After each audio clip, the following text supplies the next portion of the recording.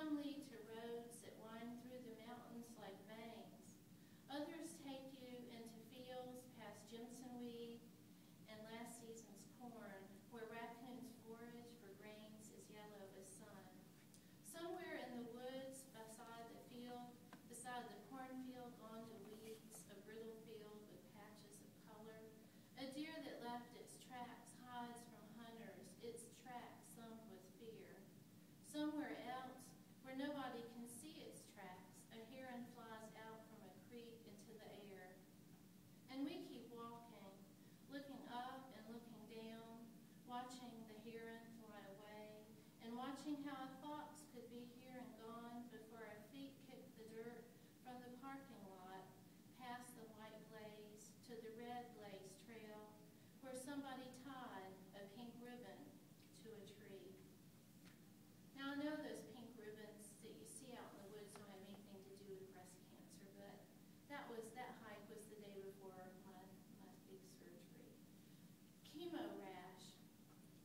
My rash is not the color of rhododendrons blooming along the banks of a creek in summer, in memory, in time.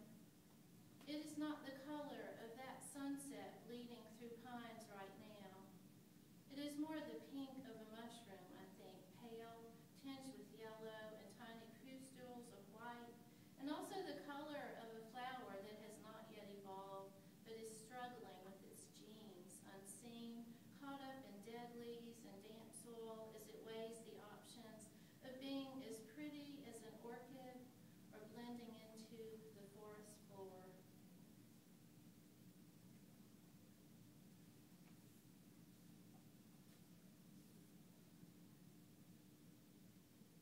Rorschach block. I always think I mispronounce that, but that's Rorschach block. In the dream, I paused, touched my son on his arm, and pointed to the sky. Look there, I did not say. Silence our only chance at communication. We were on a path in a wilderness area where I had walked before with my lover, who was not his father, when I saw a hawk lift a bird from its flight. The red-shouldered hawk is broad, as swift as death.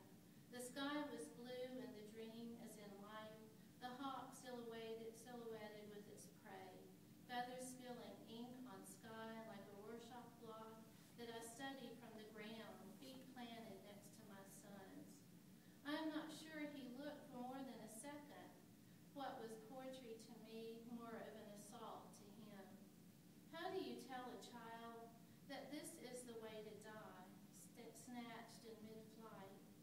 How do you tell him that his mother is going to live and love, even if cancer kills her? A hawk, a junco in its talons, is one way to begin.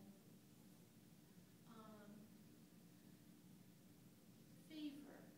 That was a true dream. Fever. This is less true, more like a dream I made up. 5,000 blackbirds fell from the sky, and my fever broke, brittle-boned.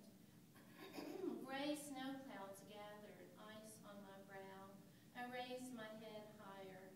Between the trees, between the slats of my blinds, a blue sky emerged behind brown leaves. I lay in my bed hurting, trapped between my cells and four walls. The only way out, a window to a world where blackbirds were falling, my fever breaking with ice on my brow, a blue sky and brown leaves, brittle bone. Do you remember when all the birds fell out of the sky? I took that image for that. I didn't anyway. Okay. It just seemed right for the week I couldn't get out of bed. So I have just a couple more that I'll read. My time is okay. Now I'm going to shift gears to treatment-like stuff. Toluene-free. One thing you do is you sort of want to figure out stuff and you speculate, but you can't really say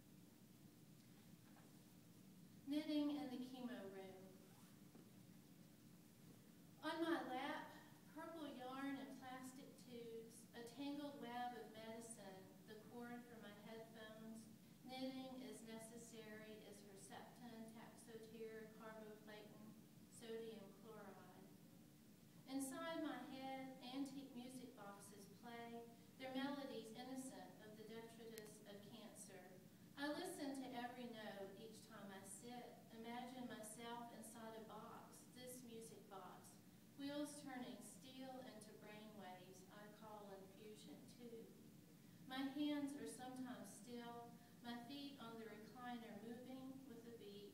Most times I hold onto knitting needles that are nothing like the small needles that stick me. Their filament growing in my hands instead of in a network of veins. Chemotherapy pushes in, wool pushes out, and the dancing girl inside my head keeps spinning to music composed by people who died before I was born. I'm going to skip, I have a poem about radiation, I'm going to skip that for time and read this last poem I just wrote recently, sort of the full circle poem, because I began with my mother and then some about me, and one of my dear students, a year after I was diagnosed with cancer, and so we've spent a lot of time helping each other, I guess. Anyway, so I've written this for Eliza, and it's fairly new. I haven't even given it to her, but I knew I wanted to read it here and see how it sounds, and maybe I will revise it and send it to her. But it's for her. She's 22. She was 21 when she was diagnosed with triple positive breast cancer, advanced. Okay, for Eliza, who sits with death. There has to be a reason tucked inside this gift, something you can unwrap the way we unwrap bandages and see scars that prove we are alive. But death is not as easy as that, not half as easy as scars we carry on our skin. These scars sear the soul and heal over, sometimes red, sometimes clean as surgery. They do not fade. They never whisper, this is the reason for the season. We just have to guess. Maybe